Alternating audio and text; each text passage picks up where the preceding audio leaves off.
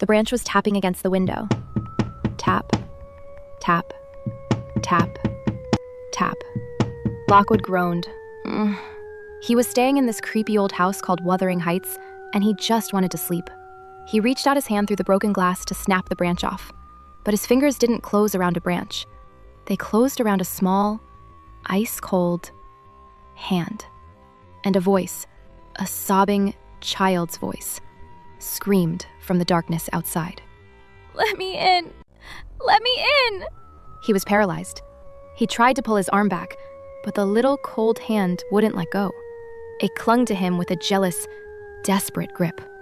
The terror was so bad, so consuming, that he did something unthinkable. He dragged the child's wrist back and forth against the jagged, broken glass of the window pane, rubbing it until the blood ran down and soaked the bedclothes. But still, the voice wailed. Let me in!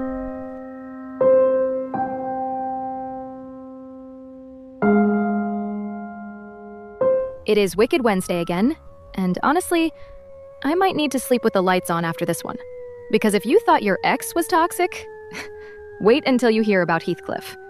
We are talking about a love so obsessive, so dark, that it literally refuses to die. This is the story of Wuthering Heights. So, our story actually starts with a guy named Lockwood. He's the one who saw the ghost hand. He's renting a house called Thrushcross Grange, and his landlord is this broody, mysterious, terrifying guy named Heathcliff, who lives up on the moors at Wuthering Heights. Lockwood is nosy, so he starts asking the housekeeper, a woman named Nelly Dean, what the deal is with Heathcliff. And Nelly? Oh, she has tea. She sits him down and says, "Let me tell you everything." She takes us back 30 years. The old owner of Wuthering Heights, Mr. Earnshaw, goes on a trip to Liverpool and comes back with a bundle in his coat. Everyone thinks it's a gift, but he opens his coat and dumps a dirty, ragged, black-haired child on the floor. He speaks a gibberish language nobody understands. He's an orphan, and Mr. Earnshaw names him Heathcliff. Now, Mr. Earnshaw has 2 kids of his own, Hindley and Catherine. Hindley hates Heathcliff.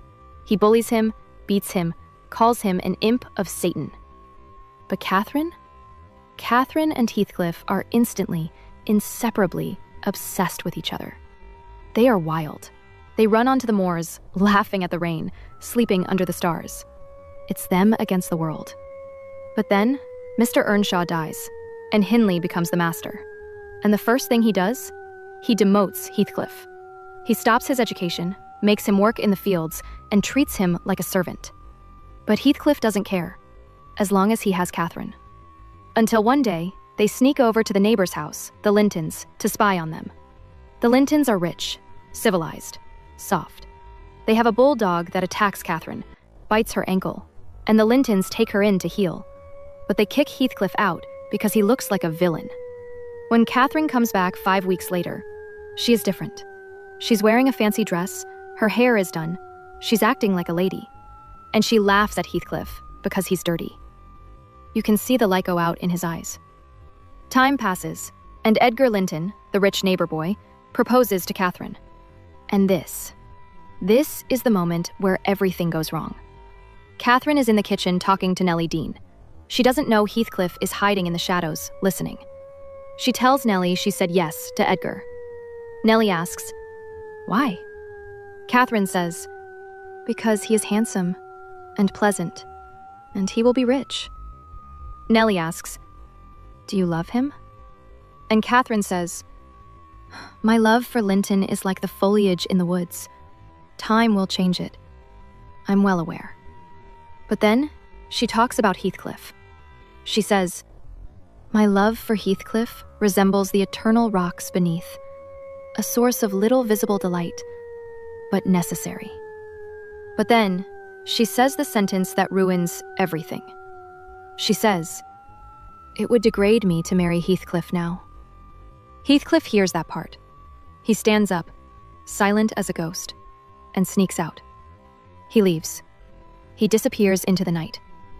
But he missed the rest of the sentence, because right after he left, Catherine says the most famous line in the book, She hits her chest and says, "Nelly, I am Heathcliff. He's always, always in my mind, not as a pleasure, but as my own being." But he's gone, not a trace of Heathcliff anywhere. 3 years go by. Catherine marries Edgar Linton. They are living a boring, peaceful life. Until one night, a tall, dark, handsome man knocks on the door. It's Heathcliff, but he's not a farm boy anymore. He's rich, he's educated, he looks dangerous, and he wants revenge. Catherine is ecstatic. She's flying around the room, screaming, "He's back! He's back!" She grabs his hands. She won't let go. Edgar is furious. He's terrified. And Heathcliff?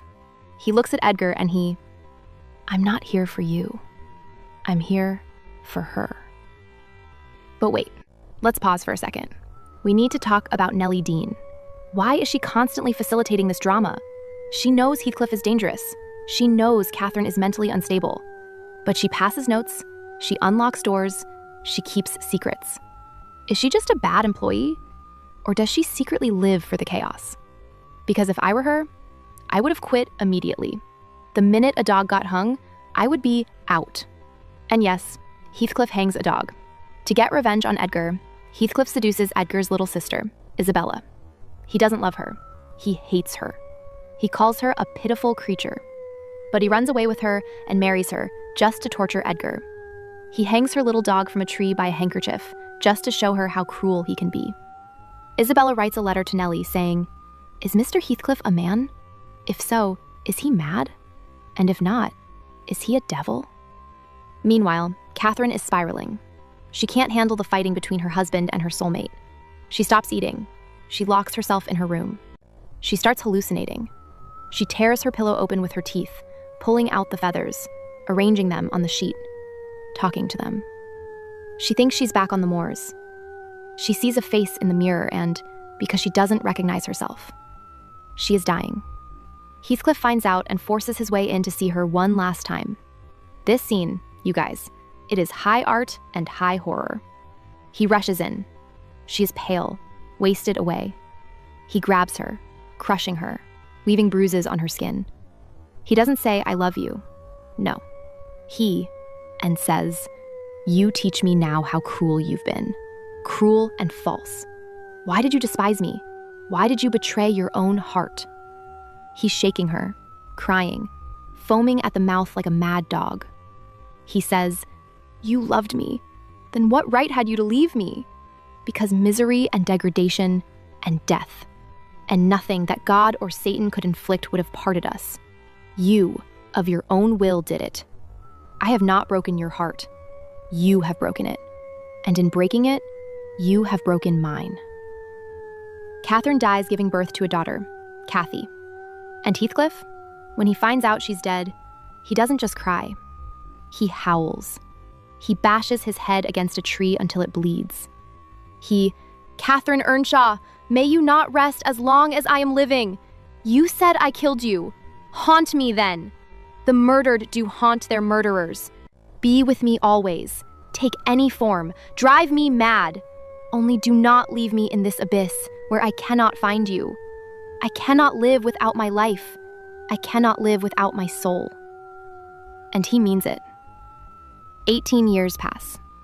18 years of Heathcliff plotting revenge, destroying everyone's lives, turning Hindley's son into an uneducated servant, forcing his own sickly son to marry Catherine's daughter just to steal the inheritance.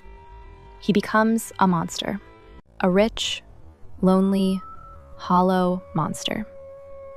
But then, strange things start happening. Heathcliff stops eating. He starts staring at nothing, smiling this weird, terrifying smile. He tells Nelly that he went to the graveyard, and he bribed the sexton to open Catherine's coffin. He says, "I saw her face again. It is hers yet."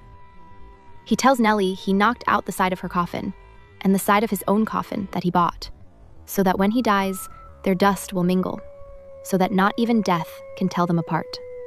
He spends his nights walking the moors, seeing her ghost in every cloud, in every tree, in the floorboards. One rainy night, Nelly finds him in his room. The window is swinging open. The rain is pouring in, soaking the bed. Heathcliff is lying on his back. His eyes are wide open, fierce, staring. His teeth are bared in a sneer. He is dead, but he looks like he's seeing her. The locals say, on stormy nights, if you look towards the moors, you can see two ghosts walking together. A man and a woman, roaming the heather, finally free. So, I am actually dying to know what you're thinking about this one. Like, my brain is literally short-circuiting trying to figure it out. So, here is the question for the comment section, and I need you guys to be so honest with me. Was this actually the greatest love story ever told? Like, the kind of soulmate energy we all dream of? Or was it just two incredibly toxic people basically dragging every single person around them straight into their own personal hell? I mean, can you imagine? And really, would you actually want a love that consumes you like that? A love that's like a literal wildfire? Or would you rather just have the boring guy with a nice house and, a peaceful life? Please let me know all your thoughts and theories in the comments below, because I am going to be down there with my popcorn reading every single one. I love you guys so much, and I will see you in the next one. Bye!